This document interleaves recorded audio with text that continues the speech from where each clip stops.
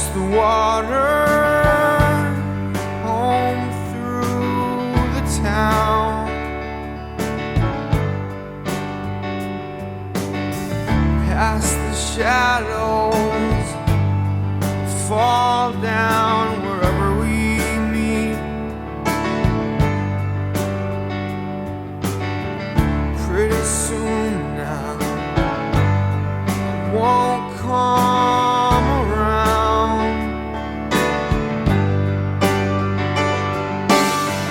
I'm almost drowning in her sea. She's nearly fallen to her knees. Take the way home. Ba-ba-ba-ba.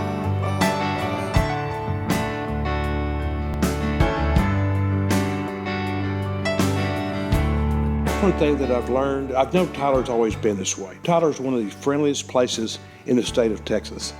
And one reason I believe that's true is because people are genuinely kind, whether in good times or bad times, but I love the kindness in Tyler. You know, people that come here, they can't believe that when they walk by, we say hello because, you know, up north sometimes it's not a thing.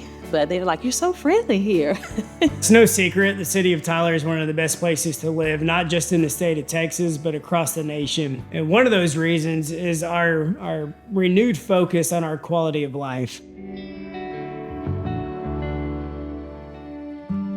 Yeah, I'm the parks guy and the quality of life guy, and I love these projects. In 2015, we opened up the playground at Burfell Park. Actually, it was April the 4th of 2015. I'll never forget it. And we had a banner, and all these kids were behind the banner, and we did 1, 2, 3, and all the kids ran through the banner, and the picture shows kids from all over town with different backgrounds. And I thought, this is who we built this park for.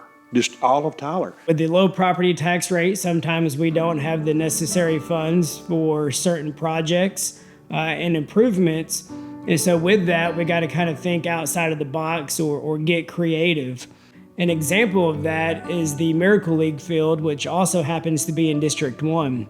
We began the concept of the Miracle League many years ago. My youngest son had special needs and lived life in a wheelchair. We discovered a Miracle League field in one of our sister cities about an hour away, and we did that for a season or two, and then we finally decided, hey, we need to do this in Tyler. There's no reason that the city of Tyler can't have our own Miracle League field. It's an opportunity for these kids to come together and yes, play baseball, but to experience it as a team. It's just an amazing testimony to the generosity of the people who live in Tyler and in the area.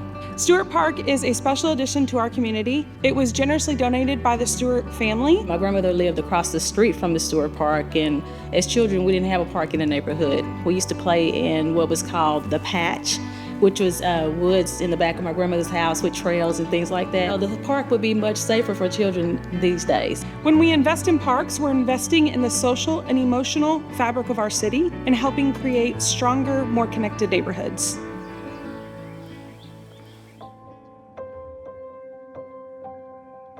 Well, when we started the Downtown Revitalization Project, we talked about how do we want to make downtown different, make it better. For years, the courthouse was at the center of the square, and Broadway was not a thoroughfare. And so it really did create a division between North Tyler and South Tyler. When we talked about, blocking and closing Broadway again for this new project, I got some feedback from people that said, why are you going to do this? This is a connection between the entire community. And I got it. And so a decision was made to leave Broadway open and have that connection between, once again, all of Tyler and people connecting and being as one.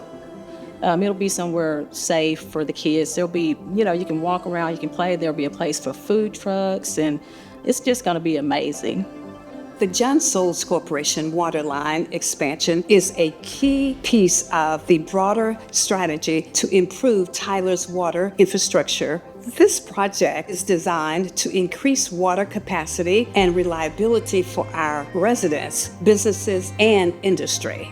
I just believe that the growth of this entire North Tyler area is going to expand due to the fact that the city's brought water out here. It's going to raise the quality of life for everybody in East Texas. A project that's taking place in District 4 that is going to have life-changing effects now and into the future is the medical school on UT's campus.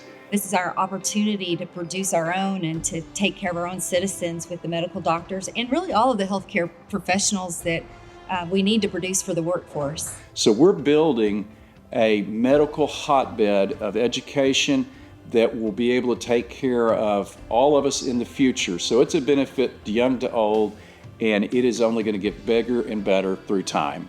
I would just be remiss if I didn't take a minute to thank the city of Tyler and to all of our community for what they did to help make this dream a reality. And we would not be here without the support of so many different individuals, and that's why I love Tyler, Texas, is because we support each other. We come together for the good of our community, for the good of our patients, and the good of our medical students. Yes, we cannot leave out the development on the West Loop across from Sam's. I saw just yesterday the Southside Bank has a sign up, says coming soon. And of course, Brookshire's, they'll have a specialty store there. So another convenience, and also jobs, jobs for people that they can actually walk to. That area is just booming. I'm very excited about that.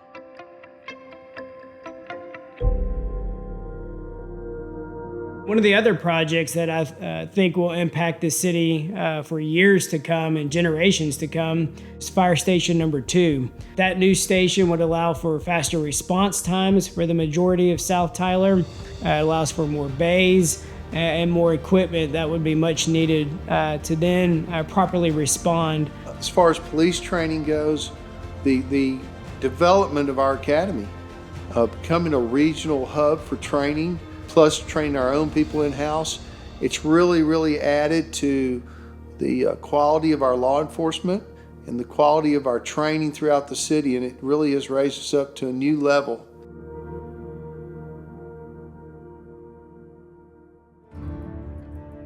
One of the biggest challenges that I see and I've seen for years is traffic. Tyler grows to about over 200,000 people every day. So you have the people coming in for work, coming into the medical community, coming in to buy goods and services, and then at the end of the day they leave. So you have congestion in the morning, you have congestion in the afternoon. When we talk about traffic and South Broadway and South Tyler, there's no silver bullet that solves every problem. And so what can we do in working different solutions, working with the community to ultimately make a difference? Our South Tyler mobility study is looking at ways to improve traffic flow in Tyler. One big project will be the extension of Copeland Road. It will relieve traffic off of Broadway. And also there are plans to develop Centennial Road, which will be an east-west corridor from Broadway over to Biloxi. People want to get where they're going, whether that's home, school, work. They want to get there safely, and they want to get there as quickly and as efficient as possible. Our stormwater department is making great strides in the city to really improve our drainage system. One area in particular that we had an experience with recently is on Jeff Davis, where a drainage pipe collapsed during an especially bad rainstorm. And the city was able to get in, remove the damaged pipe, replace it with a larger pipe, and improve the roadway in a very short period of time. What would they say about my impact 5 or 10 years from now? That's a great question. And I don't know the answer. I think my answer is probably more intangible than tangible. I'd love to say the legacy would be the parks, the parks guy, or the conference center, or the downtown revitalization. I think we've accomplished a lot, but I do think that the most important thing that we accomplish is the fact that we need to continue to love thy neighbor.